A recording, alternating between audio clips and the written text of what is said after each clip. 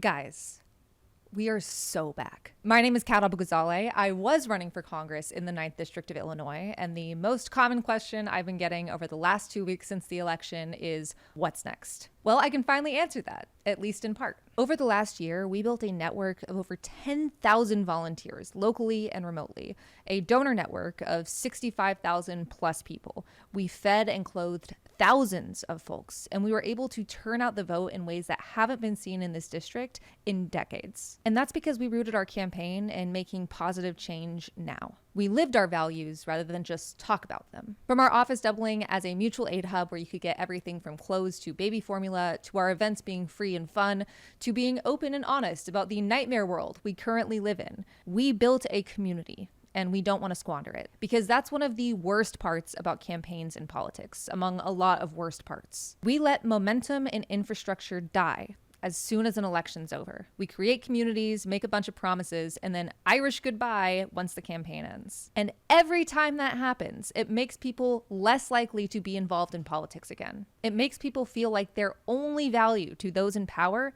is what they can give. And I think that's bullshit. So we're not doing that. But what does that actually mean? Well, first off, we are keeping our office at 7016 North Clark Street open. Throughout the campaign, our office operated as a mutual aid hub as well as a campaign headquarters.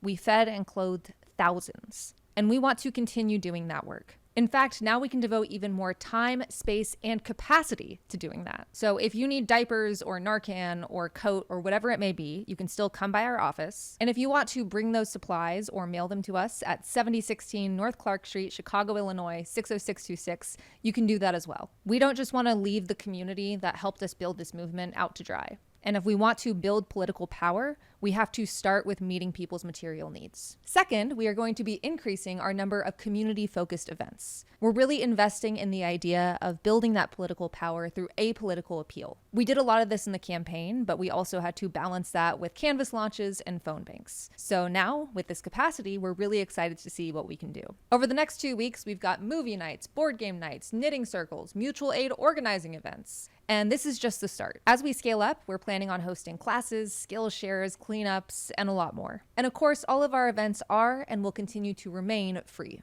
especially as Trump creates a global depression, which of course is going to make entertainment and enrichment unaffordable to the average American. Additionally, our space is a community space, because besides parks and libraries, there's pretty much nowhere in America where you can exist without spending money. And we're not about that. So come on by 7016 North Clark Street. Third, we want to give back to the community, especially in building political power. We are right now working with some partners to not just get funding for this project, but also expand it to help with purple and progressive races all over the Midwest. I'll make sure to update you on that as soon as our T's are dotted and our I's are crossed. But in the meantime, you do not have to be funding us to use our space. If your goal is to make the world a better place, to push forward progressive politics, and to help our community, we want to do that with you. Just let us know.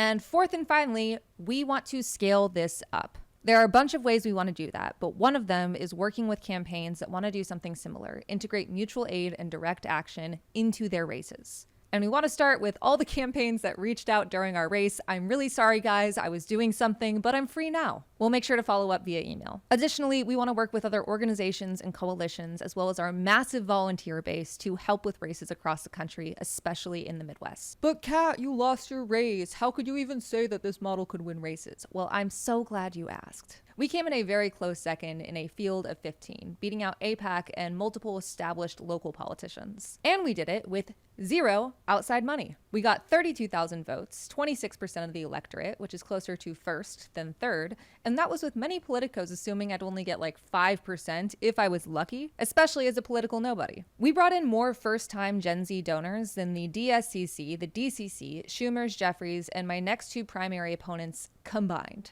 The only House candidate to get more first-time Gen Z voters was AOC, which is pretty damn cool. We outright won McHenry County, the most conservative part of our district, while also winning the city of Chicago, the most progressive part of our district. And we did all of it without throwing any vulnerable people under the bus. We also did all of it while actively helping our community. And there is a reason for this. Part of it was our message. People want authentic progressive populism. But locally, on the ground, I can tell you that our mutual aid work was the #1 persuader to undecided voters. So many people are disillusioned with politics, and for good reason. And part of that is just the structure of campaigns. We waste so much money on what is essentially a vanity operation. Candidates make promises all day, but they dangle positive change like a carrot until after election day. And even then, you may or may not get it. But we didn't do that. We made positive change in the moment. Oh, and by the way, all of this is legal. Campaigns could have been doing this the whole time. I often say that we put our money where our mouth is. But in reality, our operation was fueled and stocked by thousands of people who have the same care and concern for our neighbors that we do. Our office operated as a hub where people could gather for action or bring donated goods. Those goods operated as pass-throughs, not assets owned or bought by the campaign. Our events operated similarly. Many events, we suggested something like tampons or coats as an entry fee. Although no hate if you couldn't bring it. Times are hard. We would then collect those and distribute them to local organizations that needed them, or put them right back on the shelves in our office. This model was also the biggest recruiter for our volunteer base, by a long shot. People feel helpless and alone in the face of fascism, and the system is meant to make you feel that way. Authoritarians want you to feel paralyzed. They want you to keep doom scrolling. And instead, we came with a different offer. What if you join us for a park cleanup? What if you help us knit hats for people during a cold snap? What if you help us organize diapers for parents that need them? I can't even count the number of folks who told me they had never volunteered for or donated to a campaign, or maybe never had even voted before. But they did for us, because they felt like our campaign was different. It was. It is. When we look at election results as binary, we lose the opportunity to grow. And if you just heard everything I just told you and still thought all of that insight is useless, then I wish you a very nice day, Senator Schumer. But I'm not going to get stuck in the mud of our election loss, and I hope that you don't either. In fact, I hope you help us, because we need it. Our working name right now is KAPOW, because we are nerds who love comic books and also making a splash. So you can go to kapow.works to find out more, and you can email us at hello@kapow.works if you have ideas. Maybe you want to lead an event or Skillshare. Maybe you work with a nonprofit that wants to collaborate with us. Or maybe you're thinking literally anything else. I don't know, but I want to hear it. We also have events set up, especially in this interim time while we finalize our workings with other organizations. The calendar will always be pinned on my Instagram, and you can find more information at kapow.works. And finally, our Discord is still active and the first place that you will find updates on this project. If you're not already in it, you can go to discord.gg/cat4illinois, although that link will be changed in the near future. And you can help us do this from anywhere in the world. We'd really like if you did. We are not abandoning the infrastructure and community we built. We are not abandoning you. I mean, you didn't abandon us, and I can't thank you enough for it. Thank you so much for watching, and I need to find a new sign-off because see you on the campaign trail doesn't hit the same. See you later.